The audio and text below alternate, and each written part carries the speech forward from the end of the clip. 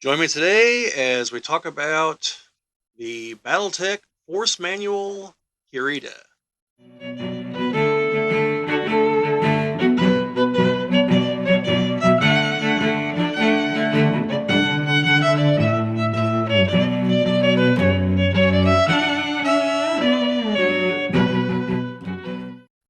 This is the Geek Cabal channel. My name is Bobby, and today we're going to be talking about something I picked up at GenCon 2024. This is the Force Manual for House Kurita. And uh, yeah, I've had a chance to skim through and kind of read some of the stuff here in the book. Um, and I feel like what I read I should be able to accurately represent what is actually in this book. I'm not going to be able to go into super detail.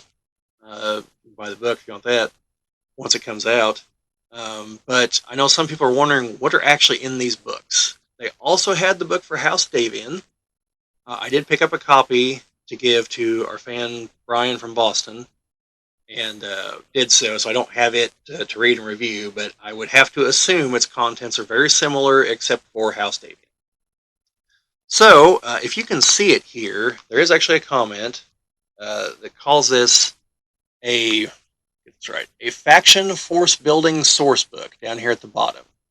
So this is, in essence, similar to the codices from Warhammer 40k, at least as far as I understand them. I never bought it yet.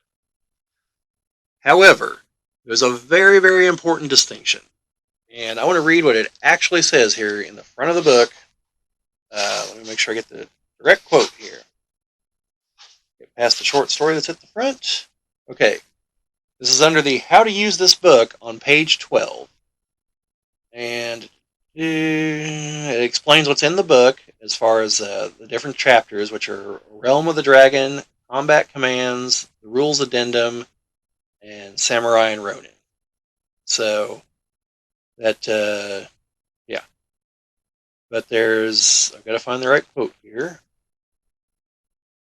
And, all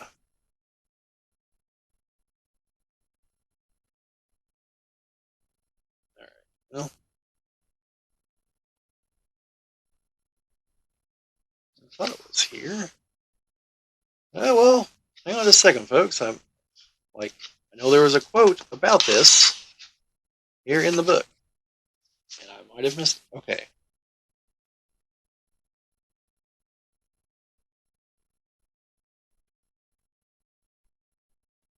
Okay, the final line on page 11, which is like the intro page here, is as follows. Nothing contained in these pages should be considered so restrictive as to reduce or eliminate the fun of the BattleTech or Alpha Strike game itself.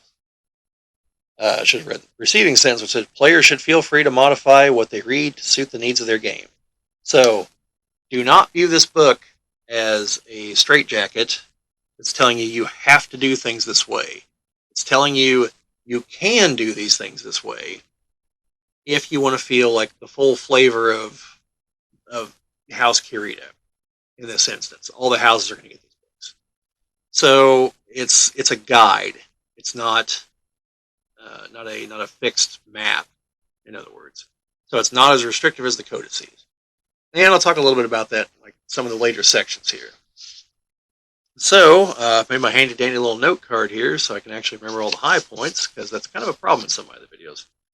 So the first section is the Realm of the Dragon, which deals with past wars, kind of starting around the Succession Wars and into the late Clan Invasion. There's three main eras this book covers. Late Succession Wars, Clan Invasion, late Clan Invasion. I've heard talk that there's going to be a PDF enhancement of some kind to cover the Ill Clan era. We'll see. But that's kind of one of the only downsides to BattleTech, is because of the different eras, the different mechs and common usage change, sometimes the tactics change, and it's hard to represent all of those eras in one book. So, but it does mention other wars, like the Ronin War, the War of 3039, Operation Bulldog, when the Rasslahag Republic broke away, things like that. Then this also includes the rank structure for House Kurita and the Rasslahag and the Free Rasslahag group. That's not right. I know they're not called that.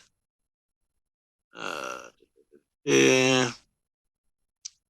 Okay, well, I'm going to have to look that up because I know them better from later on when they become the Rasselhag Dominion after they're conquered by uh, Clan, Clan Ghost Bear. Let's see. Give me just a second here, folks. It's the Free Rasselhag Republic. Yeah, most of my knowledge comes from like way post Clan invasion, so I'm a little iffy on the late Succession Wars era. But I'm trying to correct that. So anyway, it's got the Rasselhag. It has the command structure for both of them as far as ranks, because like House Kurita, their ranks are not English; they're Japanese. So unless you're fluent in Japanese, and even then, I don't know if they actually followed actual Japanese words or just made stuff up. You know, this is the setting from the '80s. Like people weren't exactly culturally sensitive at that point in time. And Rasselhag is supposed to be modeled off the Star League rank structure, but is in a different language. I want to say Finnish, but I could be wrong. And again, no idea if it's actually correct on the language. So that's interesting. Then pages 31 to 75, so a huge chunk in the middle, are various commands within the DCMS, which is the Kurita Armed Services, which is the Draconis Combined Mustard Soldiery. And just to be clear, in case you don't understand that third word in there, I do not mean the yellow condiment that you put on things. Mustard is in the past version of the word to muster, as in to ready for war. So it's MUSTERED. So it's a war term to get soldiers ready for war, not the yellow condiment. So it's the DCMS for short. And so it talks about like some of the various Sword of Light regiments, the Ghost regiments, and just a whole host of them. There's way too many for me to talk about here, but there's a lot of information there, and you get pictures of some of them, so you get an idea what they look like. Those over paint schemes if you want to paint them up. And the book even notes that there's way too many to even cover all of. So feel free to make up more of them if you want to. Then you have the rules addendum, which is where it lists some special abilities. But also the interesting part to me is the lance composition, where it talks about various lances, and is in the four mech units, and tells you like, well, in this era, like an assault lance would be these particular mechs, but also you could replace them with any of these mechs. There's a pretty long list, and it's not just the mech, but also the specific variant that House Kurita typically used. And all this is just telling you, like, if you want to feel like super authentic, use this. But this is just a guideline. It's not saying you have to use these units. Now there are, I think, guidelines to call yourself an assault unit, but that has more to do with the weight classes of the mechs, not the specific mechs themselves. And the mechs are listed in such a way that you know which ones were in common usage versus, uncommon or rare, And then these lists change from late succession to clan invasion to late clan invasion, because there are different weapons available, different technologies. And if it ever gets to Ill Clan, they'll change yet again. In fact, it'll probably change from between Dark Age and Ill Clan, even though there hasn't been a huge delineation of mechs from those two settings yet. And there's some interesting ones in there. There's some unorthodox ones. I think the Swarm Lance actually has 5 units in it instead of 4, but it's 5 bug mechs. So you're talking, the Wasp, Spider, Stinger, and a few other, light end mechs like the Valkyrie and things like that. So, and then I don't remember what it was called, but the one lance is literally just 4 of the same mech. That's the only qualification. They're all 4 of the same mech. So, yeah, some interesting stuff in there. And then there's a painting guide at the end. It actually walks you from beginning to end how to paint for one of the Sword of Light regiments with plenty of photos. It's pretty interesting. And then there's record sheets for a few mechs at the end of the book, and for the variants that were talked about earlier in the Lance composition section. So overall, this is like a book. Like the opening chapter section is telling you about the history of House Kurita, some of their characteristics, like the fact they follow the Bushido code and things like that, how they view themselves as modern for the future samurai, things of that nature. You know, how honor is important to them. They talk about the 5 pillars concept, which, if you want to know a lot more about that, that's explained in the House Kurita Handbook, along with their history. Their history is explained from like the founding of the nation until, I want to say, the Jihad era. It's somewhere in there. And there's like little asides in a lot of the pages, like talking about, early on, it talks about how they view the various other houses, their enemies, in other words. And it mentions the Kentares massacre, some of the coordinators, that's the ruler of House Kurita. And there's a lot in there. Just from skimming through it, it looks like there's quite a bit in there. And I know in one of the other sections, I don't know if it's in the Warrior Commands, I think it's in the Warrior Commands, it also shows a visual chart of how a regiment is laid out.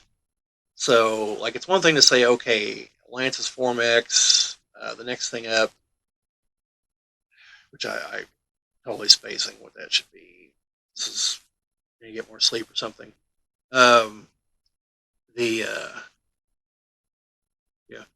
So the next thing up is 3 lances, and I can't recall what it's called, but it shows, you know, as you begin adding all the layers till you finally get to, this is an entire regiment broken down into sections. It's a nice little visual display. I thought it was very handy. Definitely something I might like Xerox, or if I ever get a PDF of this, cut that out and print it or something. And yeah, so very interesting if you want to know about House Kurita and roughly how to set up their units in those 3 eras. And to give you an idea of like their fighting style and things like that. So if you want your units to feel more authentic, and like I said, I know they're going to make these for their houses. I don't know if they're going to make them for each of the clans, because there are 20 clans. There's not 20 by the time of the invasion. A few have been destroyed, but there were 20 clans. And they might just do the invading clans, and they might do them all in one large book or something to that effect. I don't know. Oh, well, no, that's for another video. Sorry. Should have mentioned the other one. Anyway, so that's pretty much what you got here. And yeah, check it out when it comes out. Once it's actually available for sale, I'll update with probably with an Amazon affiliate link. But until that point, I think the House Davian book is supposed to be the first one that comes out.